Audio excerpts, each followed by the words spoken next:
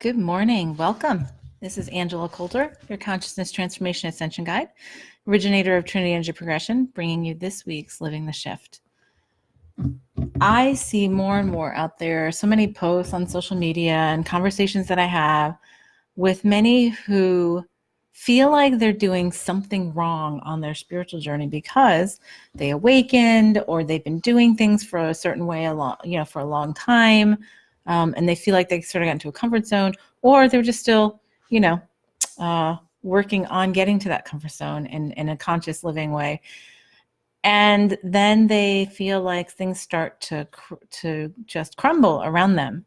And so they get really upset. And I say this more and more because I've seen this on many boards that have been coming up, especially lately, like, oh, I went through my awakening, within the last couple of years. Why is it like everything's falling away from me? I lost my job, I'm losing friends, or my marriage is breaking up and whatever. So let me back up for a second and help with this because it's something I work with all the time. But it's something that really takes a shift in perspective more than anything else. So when we come into our own remembrance of, who we are and our divine abilities and fulfillment, embodiment, what often happens is we have had up until that point, or at least a portion of up until that point, we've had all kinds of things in our lives that we have decided we wanted, or we agreed to have, we agreed to, or we felt like we had to, or if it was good enough, or this is better than what I had before, so I'm going to stay with this, and then I'm just not going to, go beyond that. So it's funny because I actually posted something about that this morning about the universe, and if I could find it on my phone, it was, like I had to push you out of your comfort. Basically, the universe saying, I had to push you out of your comfort zone. No, I had to make you uncomfortable, otherwise you never would have moved from the universe. That is such a perfect quote, and I posted that because it actually worked really well with what I want to talk about today, because there are a couple of different things to understand. One thing that we talk about a lot in spiritual consciousness and stuff is the ego and the higher self, right? And the ego is not to be vilified. Many people, good morning, Sarah. Many people vilify the ego and say it's something bad, and it's really just got a purpose. Like everything's got a purpose. We created the ego to explore identity and separation, okay? And that's its job. So anything out of separation and identity comes from the ego. So I am this and I can't be that, or I have to be this, or this is my role. These are my roles. This is what I'm supposed to do. And like supposed to, have to, can't, must, haven't, or not haven't, mustn't. Those are all ego words, anger, fear, anxiety, pain, all of that is separation based. And so that's all emotions and energies of the ego. So when I tell people, when you hear the voice in your head that's going, oh my God, we can't do this, whatever, that's what, and they're saying, well, that was my guidance. I'm like, no, that was actually ego's guidance. Higher guidance always comes very clearly and just says, yeah, do this, or don't do this. Move in this direction. It might be better to, or let's go this way. So this is just a really, anybody who's watching this who has a, background in this, I get you understand it, but it's something to really go over in the basics, because what happens is we go through life with this premise of the identity, right? And the ego running the way here in this set of dimensions and this part of our body, this embodiment of this piece of our consciousness. And in doing so, it decides things like, I'm not valuable already, so I have to prove myself, because that's separation, that's lack. Anything in lack is from separation. So it's like, I have to prove myself, I have to prove myself worthy, I have to prove myself valuable, I have to prove myself lovable. And so to do that, good morning, Laurel, I have to do things like, I have to please other people, right? I have to do things to make other people think highly of me, right? That's all ego-based. It's all based in this idea of I have to do something outside of me to prove that, like, to make myself valuable or make myself worthy, make myself lovable, instead of saying, I am divine and amazing and perfect. And I was embodied perfectly. I embodied myself perfectly for whatever the set of lessons were that I came here to learn, to teach, to embody, to reflect. And this is all perfect, right?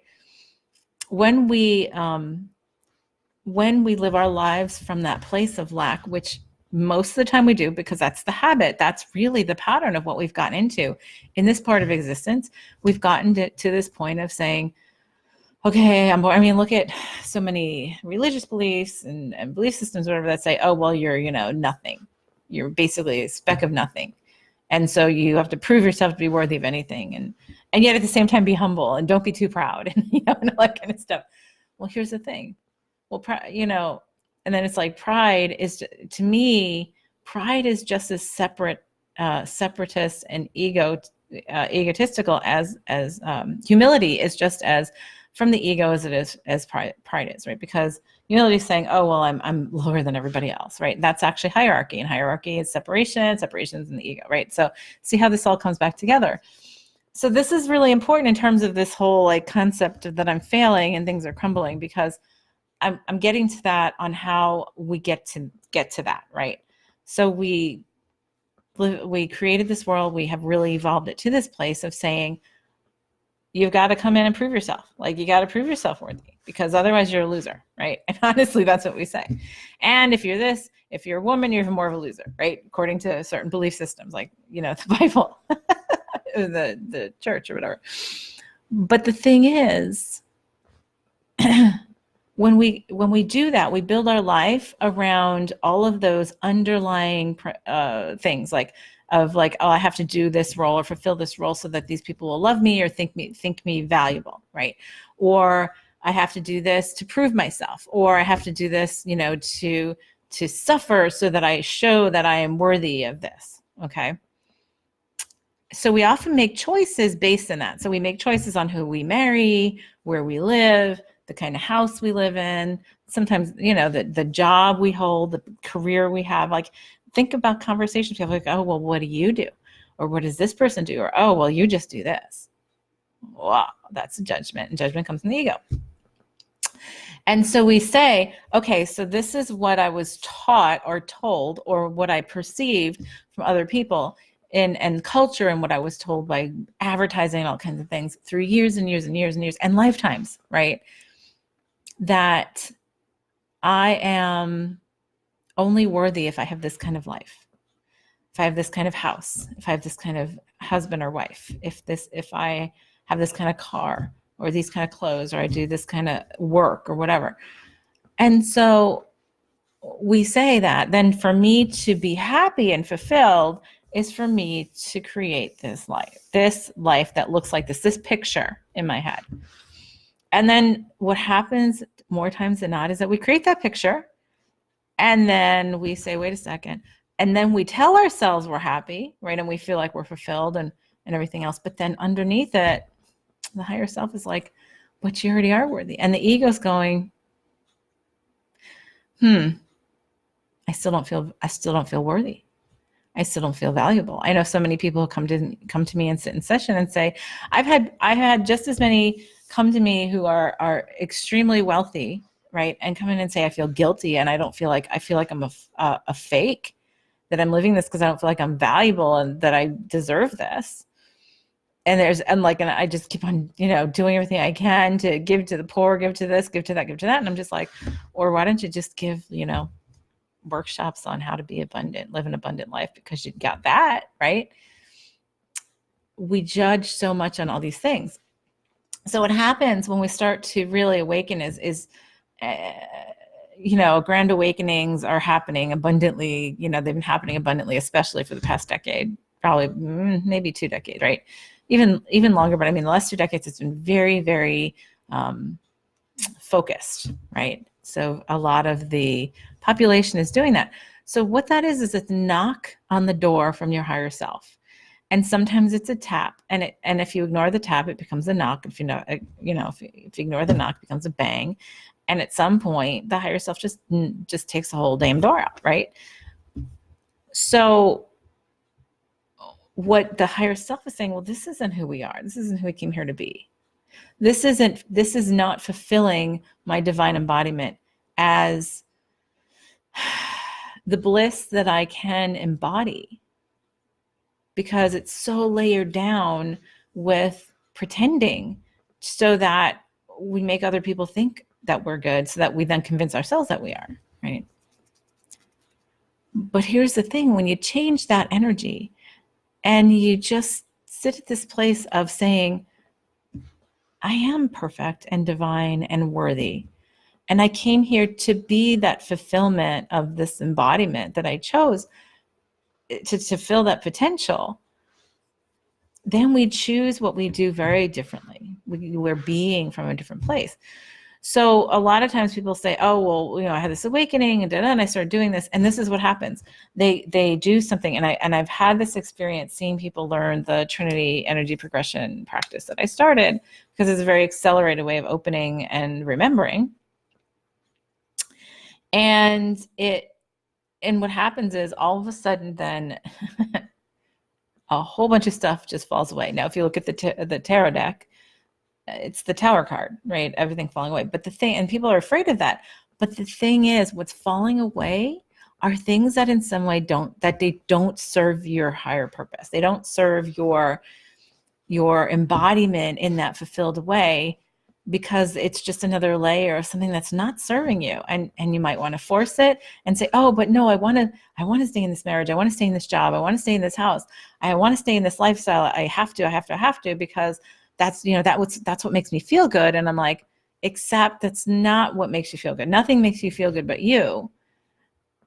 And when you come to that place of happiness, you could live out in the woods and be happy. It doesn't matter what you have or what you don't have.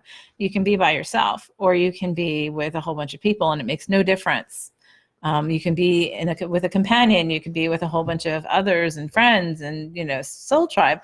And you can, good morning, Sevi. And so you could do all of those things, and you could be happy no matter what. And there's nothing that defines you. But when we say, oh, like, look at how we go through these definitions in our culture, and how we have gotten, we've gotten blind to the ego's need to be loved and valued and included, right?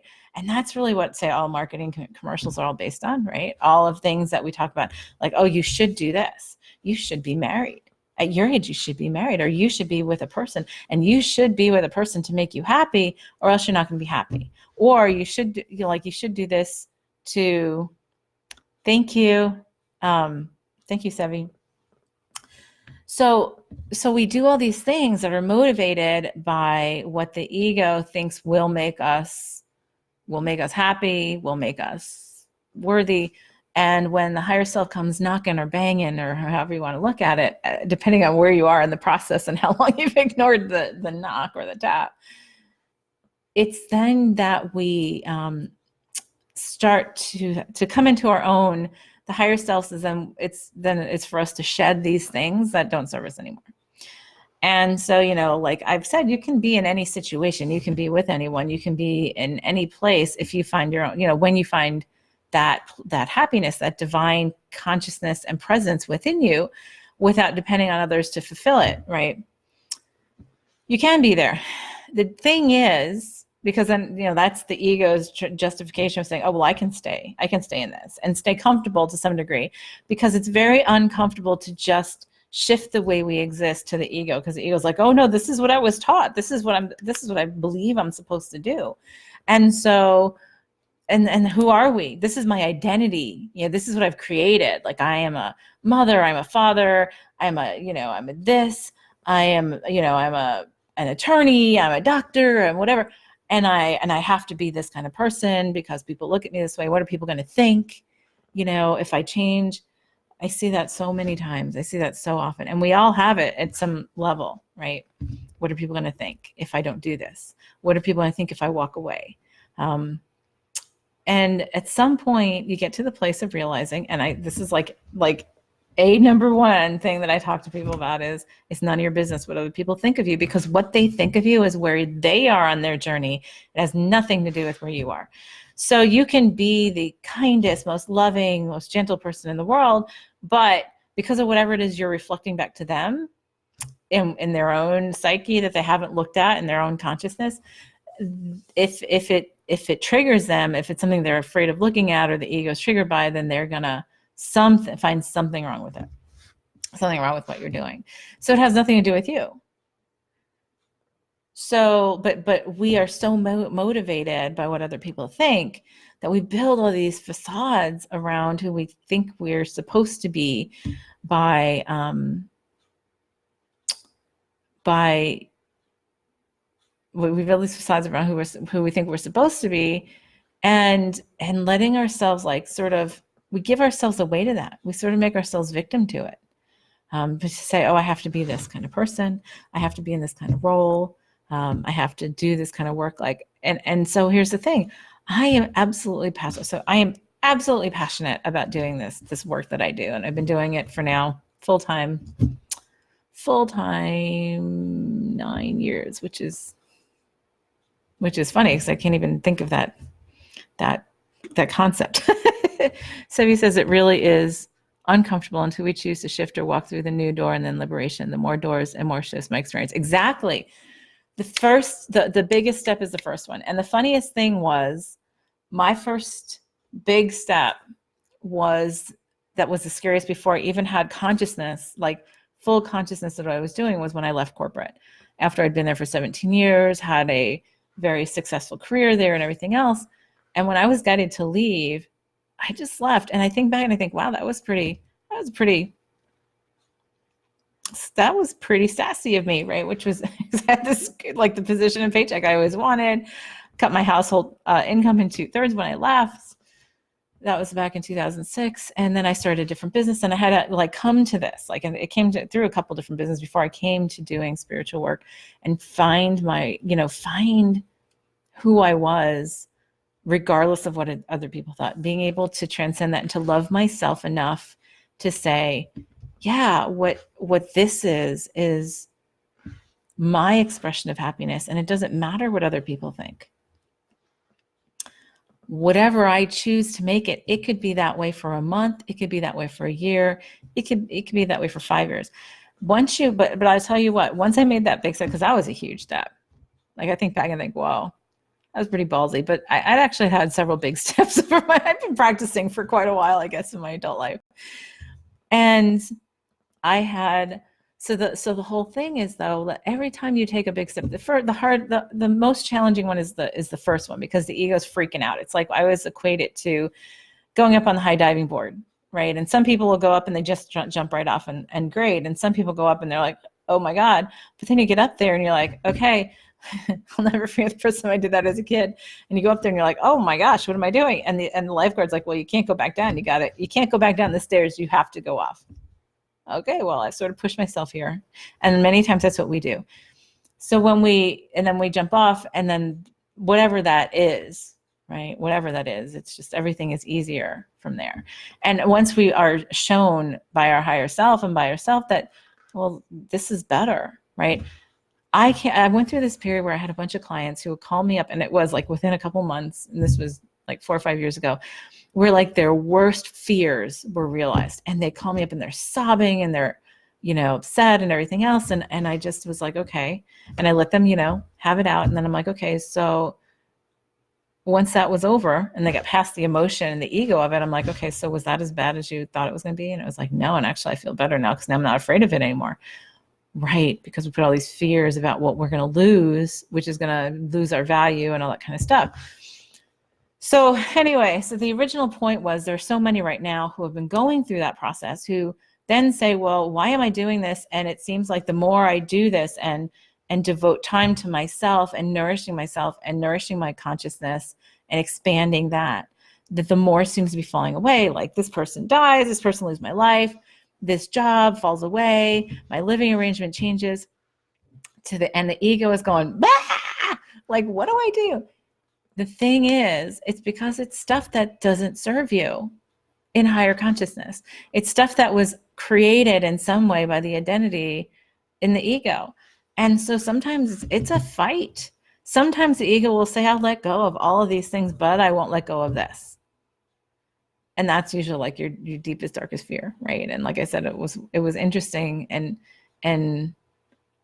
intense, but fabulous when I went through that period with the people I was working with that all went through that deepest, darkest fear thing. So, because a lot of times what happens is it's just the power it has over you because you fear it. And then if it actually happens and you go through it and then you're like, oh, that was okay. that was a catalyst and helped me go into a different place, or it was much different than I thought it was going to be. It wasn't as hard or challenging, whatever. So the message for you here is this: if something is falling away, right, and that includes deaths of all kinds, deaths of people in your life, deaths of, relationships and jobs and whatever, and living situations. The key is to step back and say, okay, let me look at this, observe it without judgment.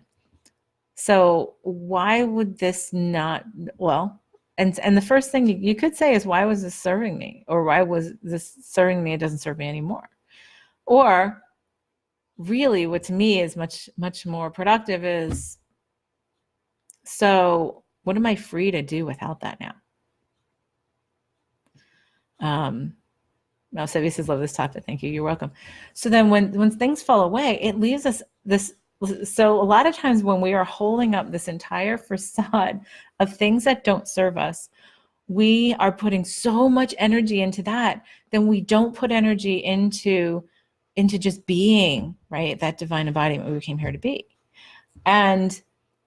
And that's when people say, oh, I just don't have time to meditate. I don't have time to self-nourish. I've got to do all this stuff because I've got to juggle all these balls that, and the underlying thing that the ego is saying is I have to juggle all these balls that are convincing me or convincing the world that I'm valuable, and then somewhat convincing me that I am too. And obviously I still don't, because I'm still depending on these balls that I'm juggling to show them show my value. So as they fall, it's like, okay, so would you rather be juggling, 10 balls or 2 or none at all? Think of all the energy it would take to keep that going all the time.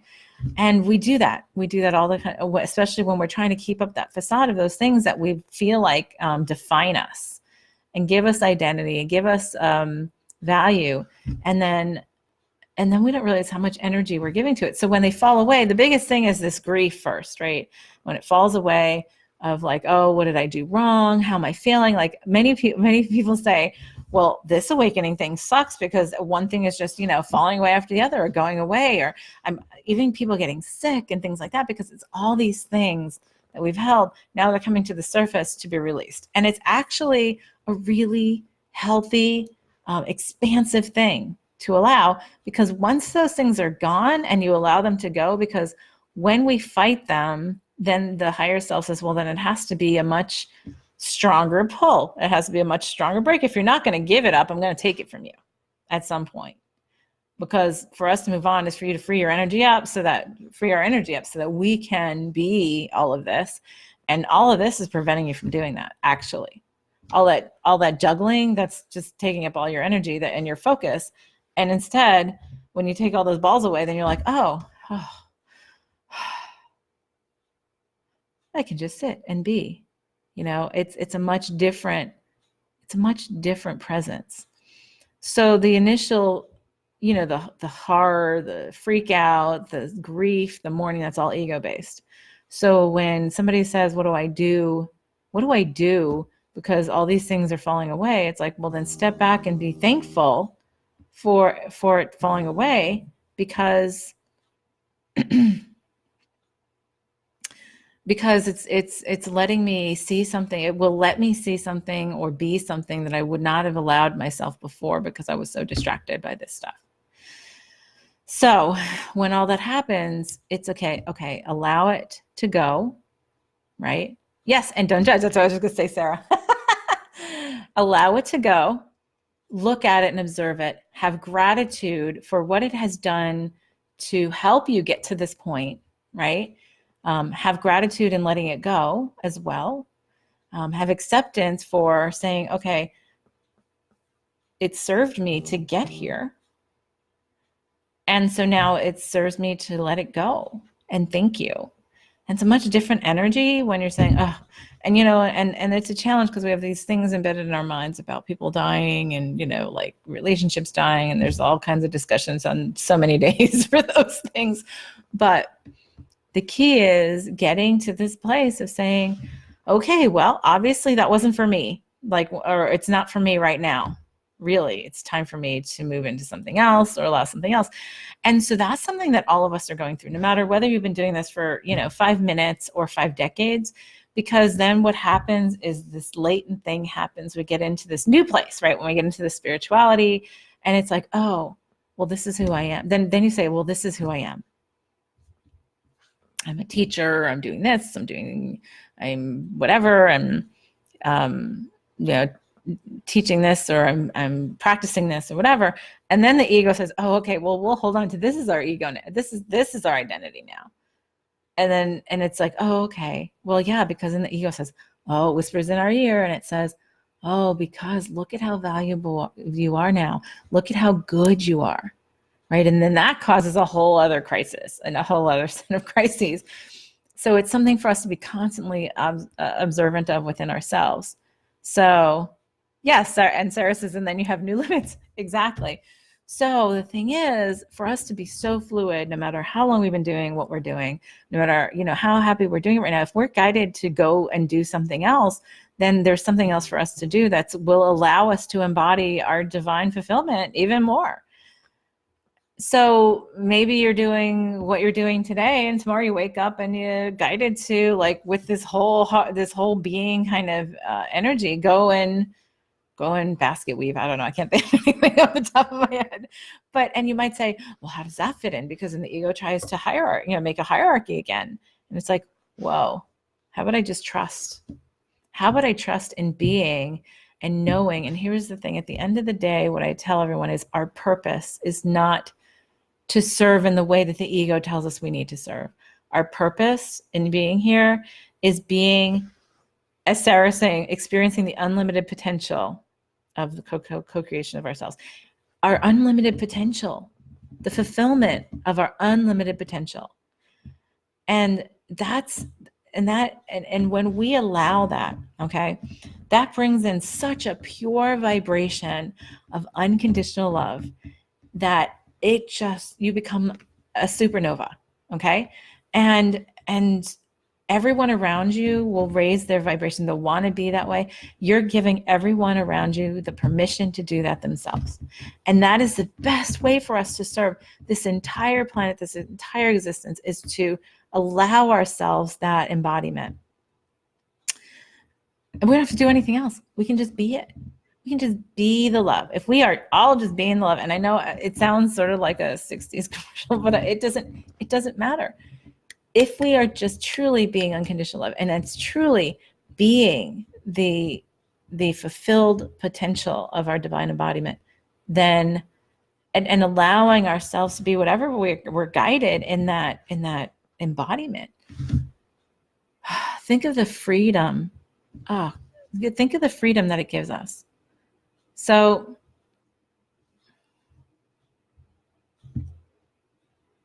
I think I'm having a problem with connection. Can you guys all still see me? That was weird. So I don't know if I'm still recording, and I'm going to finish this out. But anyway, we're at the end.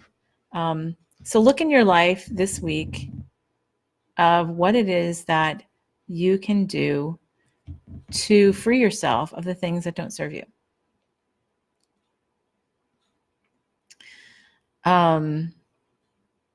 Look at what it is that you are creating a definition of yourself through, like, thinking, if I do this, other people think I'm good. Instead, say, okay, how do I nourish myself to come to that place of self-love that I can just be? So whatever that is, look at that within your life. Look at that within your surroundings and what you're doing, and just pick one or two things to say, okay, so this doesn't really serve me. I'm going to let it go. I'm going to change it. Or how does it serve me in that embodiment? And start looking at things that way without judgment, in that acceptance place, and saying, oh, if I let this go, what would that look like? How would that look like if I actually let this go and I actually did this instead? So there's so many different things and so many different ways that we can really start embodying it. And so when we are upset and scared or whatever, because all those things are falling away, as we change our lives and come into a much more conscious way of living, then we will have to, then it's really, instead of judging it and then making yourself feel like you're a failure and you get down on it, step back and say, okay, well, great. What does it leave me? What does this look like now that I have the freedom to put my energy elsewhere? So on that, I'm going to let you go. Thank you for joining me this week. We'll see you next time. This is Angela Coulter signing off on Living the Shift. Have a good one.